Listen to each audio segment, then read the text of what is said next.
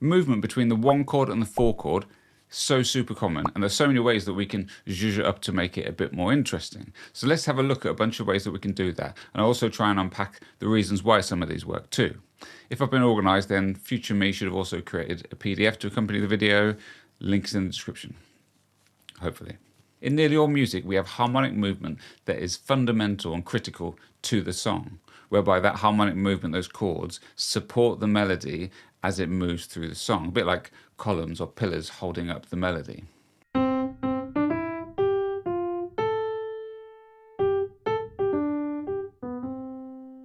Now, hopefully you can hear within that simple melody, it outlines a harmonic structure that it needs to support the melody.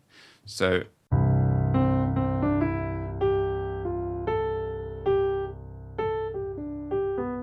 to my ears, on that second bar when it moves to the F, that the harmonic chord needs to change to support that melody.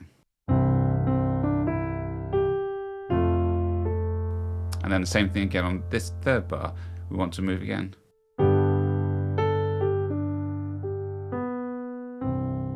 Does that make sense? Can you hear that too?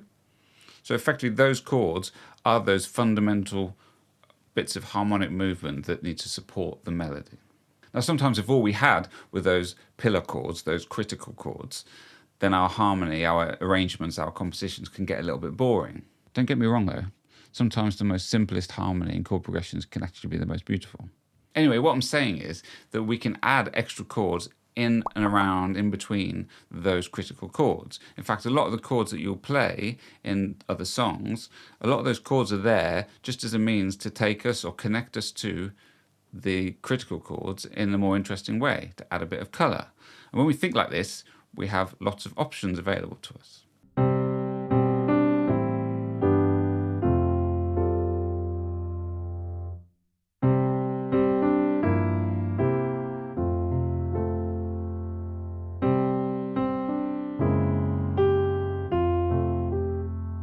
So let's take this simple 4-bar progression and explore some ways that we can navigate from the 1 chord to the 4 chord.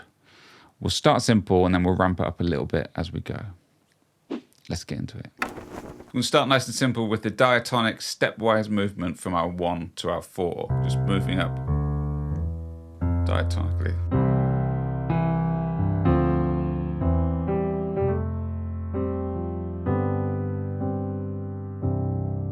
Similarly, we could just miss out that 2 chord. This is a very common progression.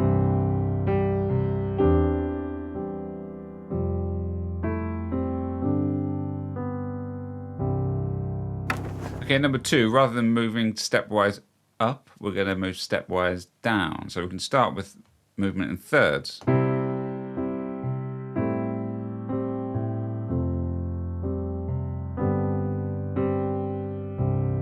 So that movement down, really common progression there. We can also fill in the gaps and add some extra stepwise motion diatonically.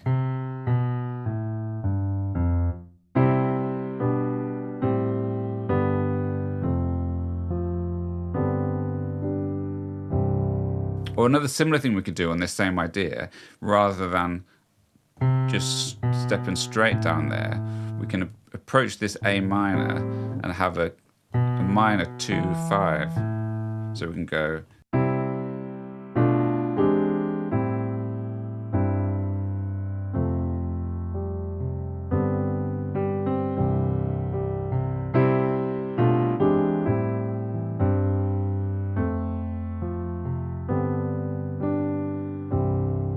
How nice does that sound?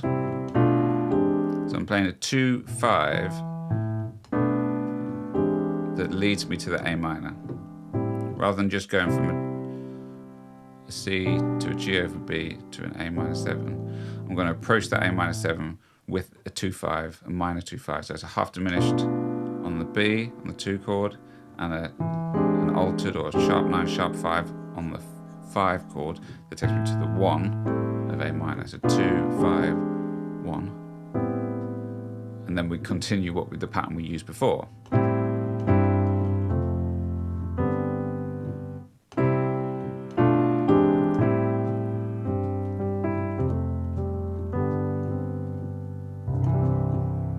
Nice.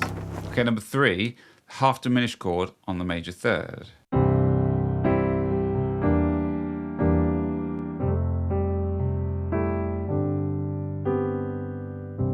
Okay, that's nice. Takes us to the 4-1. So why does that work? Well, our half diminished chord, these two tones, the E and the B flat, and our half diminished, or the root and the flat 5, want to resolve. It's a tritone that's unstable, wants to resolve to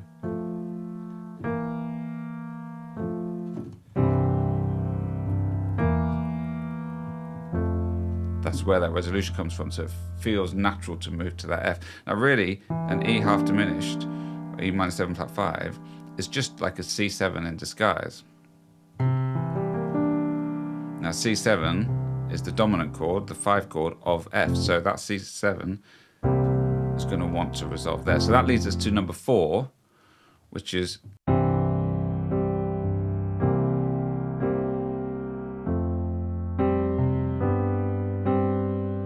so this is just a typical secondary dominant. So we're going from our tonic and then we're turning it into, we're adding the secondary dominant of our target chord. So we're heading to an F. So if we play a C7 before, that's gonna lead us to the F. So we play our C major to a C7. And again, it's that same movement with these two notes, the 3rd and the 7th of our C7, want to resolve to that, pushing us to that F to resolve.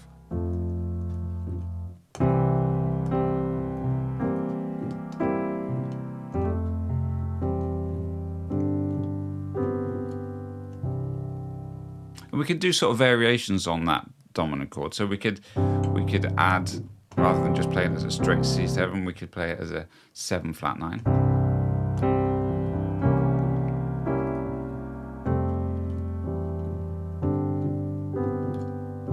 Play it as a 7 with a sharp 5.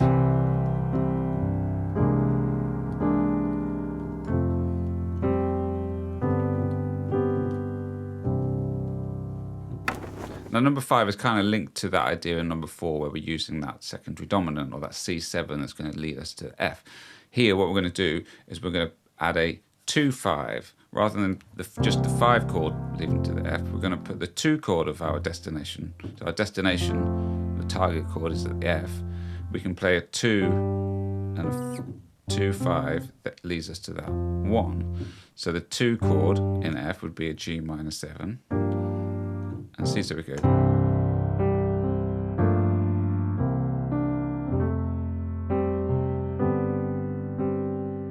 This is really nice and super common. You hear this all the time in gospel music and in jazz.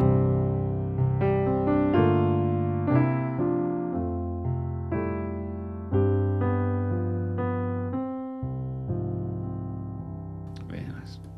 Now, like what we did earlier when we had a minor chord, that A minor 7 in our progression, and we approached it with the minor 2-5 of that, we could kind of do the same thing here. So still with our G minor to C, but we can approach that G minor 7 with the 2-5 of that G minor. So if that's the 1, G minor becomes our 1, and we have a 2 and a 5. So a minor 2-5, we tend to have a half diminished on the 2 chord, and then an altered or sharp 9, sharp 5, or 7 flat 9 on the 5 chord that leads us to the 1. So we're going to keep those chords as they are, but we're going to add in that minor 2-5 ahead of that G minor.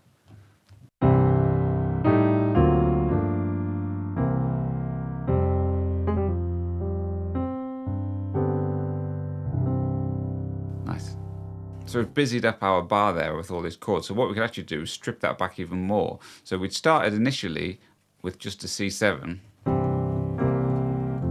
and then we added the 2 in of the C7, and then we added in a 2-5 before the G minor. But actually, let's just go back to a G minor 7.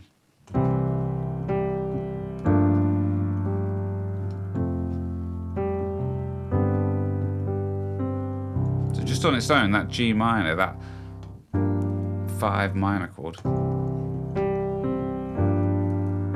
still leads us to still leads us to that 4 chord really nicely, just on its own.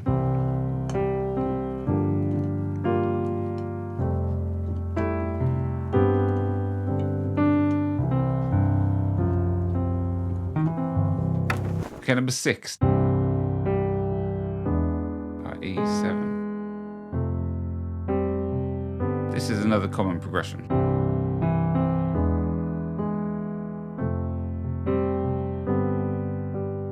Now, why does this work? Because really this is kind of a bit like sounds like a secondary dominant that's going to lead us to A minor.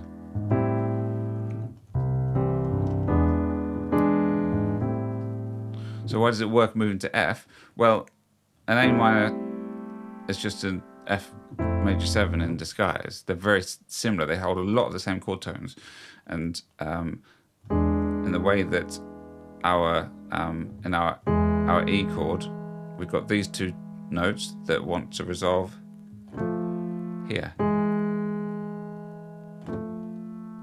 So we've got that pulling us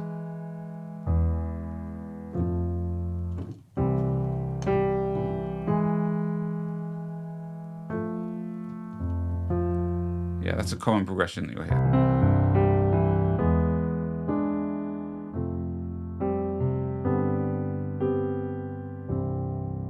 Okay, next, augmented chord. We could add an augmented chord in just before our F. C, and then a C augmented.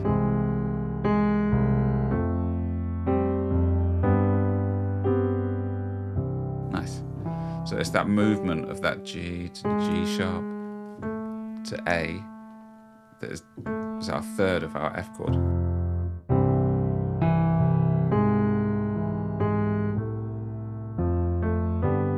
Now equally, what's funny about augmented chords is that every augmented chord is kind of 3 augmented chords. So a C augmented is also the same notes as an E augmented or an A flat augmented.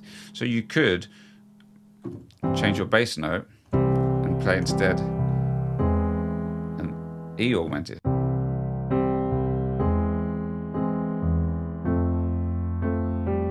And actually there we've added in that stepwise motion, and our bass note becomes that leading tone pushing us to the F.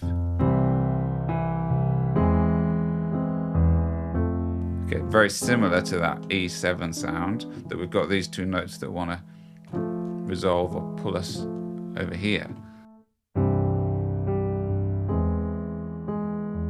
What if that was, instead of E augmented, what if it was an A flat augmented? Because again, A flat augmented shares the same notes as a C augmented and an E augmented.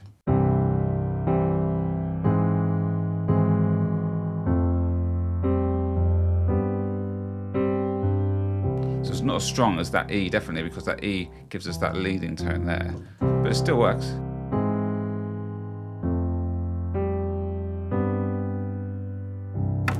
Okay, number 8, what about this one?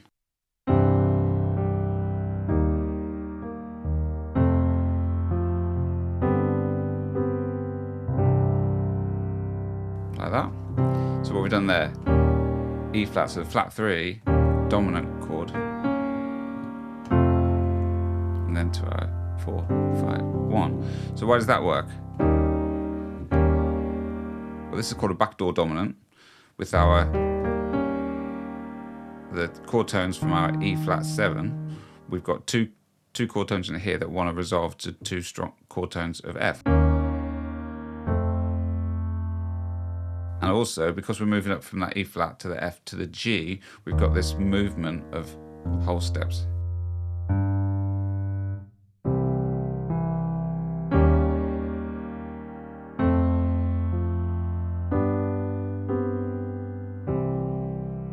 Interesting. Now, similarly, we've got that dominant chord there. We could precede that dominant chord, thinking of that dominant chord as a 5 chord again. This is E flat 7, so the 2 chord of E flat would be B flat, E flat. So we go.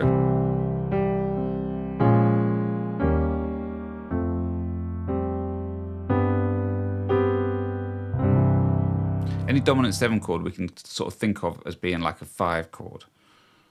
Okay, and so if that's the 5 chord, E is our 5 chord, then our 2 chord would be B flat minor. So B flat minor 7, 2 chord, 5 chord.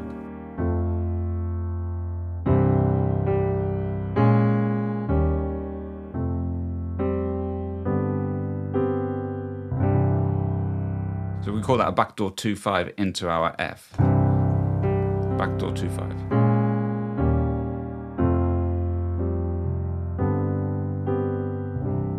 Okay, number 9, let's play around with some tritone substitutions. Now, tritone substitution is where we substitute a dominant chord for another dominant chord that's a tritone away. A tritone is an interval of 3 tones. So it's a sharp and fourth or a flat and 5. So head into our F chord. So our dominant chord that leads us to our F chord would be that C7 that we played previously. C, C7, F. But we're going to swap out that C7 for a dominant chord, a tritone away. So a tritone away from C is G flat or F sharp.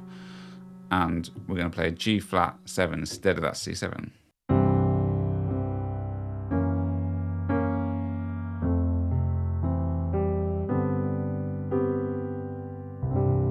Okay, so why does that work? Well, a C7, we already talked about, a C7 moves to an F chord because those 2 notes in our C7 want to resolve to here. Well, in a G flat 7, these 2 notes are also the 3rd and 7th, but inverted. So what was the 3rd of C has become the 7th of G flat, and what was the 7th of C is the 3rd of G flat 7. So those same 2 notes are present and want to draw us to that resolution.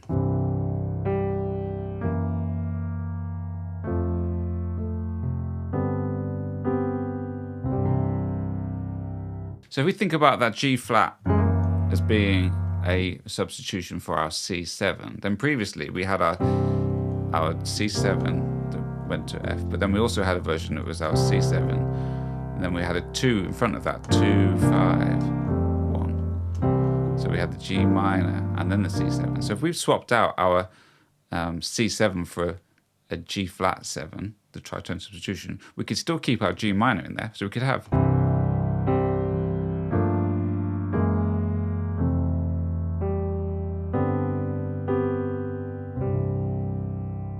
now, just to make your brain work a little bit more, what we could add before that G minor, we could add an A flat 7. Now, what an A flat 7 is the tritone substitution of the dominant of the G. So we can have a chord that wants to lead us to a G, which a chord that would lead us to a G minor would be a D7.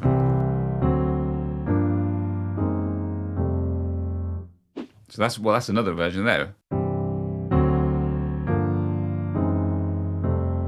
Takes us, that D takes us to the G, and then we've got our 5 chord, the substitution to the 1 chord.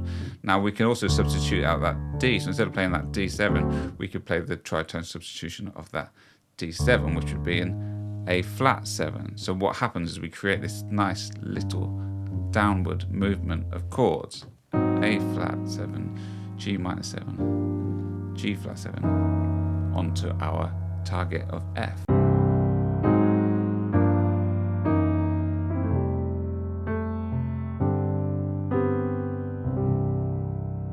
Nice, bit tricky. I've done a separate video all about tritone substitutions. If you haven't seen that, have a look. Okay, number 10, moving away from tritone substitutions. What about half diminished chords?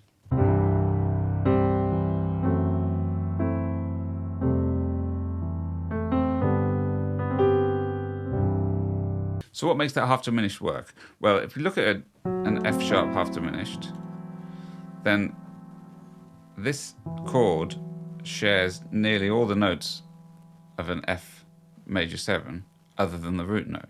So we've got this movement that, like this idea of voice leading, where we've got lots of voices that don't need to move very much to lead us into that next chord. And we've got this little bit of tension from this F sharp, and then the resolution. Tension and release.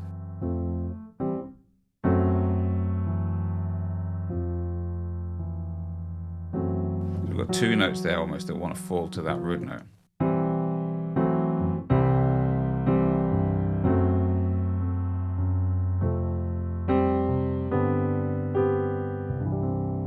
So it's a lot about tension and release and leading notes that are going to pull us towards where we want to go.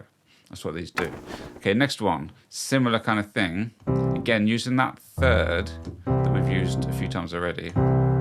So rather than just the C over E or the E7, E diminished.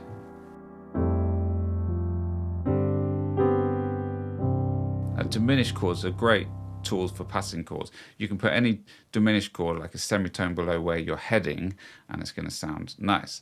Because we've got lots of notes that want to, drop and fall into, pull us into that resolution. So in that E diminished chord, we've got these two notes that want to fall down to here, and this E at the top that wants to rise. So we've got these.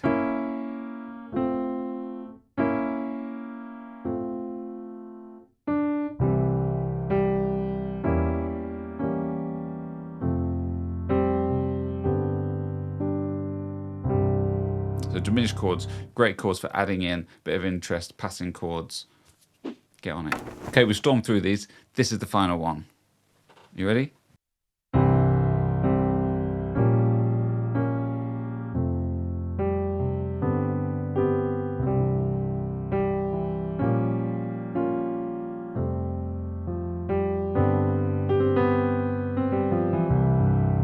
Okay, so what we've got there is the C, B flat minor 6 to an F. So how does that lead us to there? So obviously, again, we've got these chord tones. We've got chord tones that are staying, voice leading, and we've got these two that want to drop down. Now, this works because this is kind of linked a bit to negative harmony, or to that idea of a minor 4 chord. You'll have heard this before. The resolution of the minor 4 chord to the 1 chord. Now in negative harmony, the minor 4 chord, or the minor 4, that 6 chord is the equivalent, has the equivalent pull to the tonic in the opposite direction in the circle of fifths. That's confusing. I've done another video on negative harmony, watch that. Ignore what I just said. We've got notes here that want to fall down to the resolution there. Now, the interesting thing is about this B flat, a B flat 6, B flat minor 6 is also a G half diminished. So we could even change our bass note here from B flat to a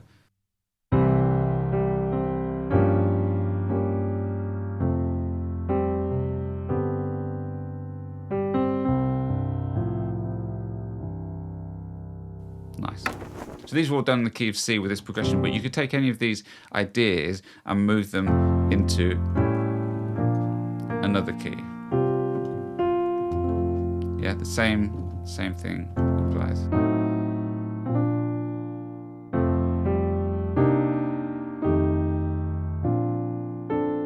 In a different key. So get on it. I think it's worth saying that obviously I've been focusing on harmonic progressions here without an existing melody.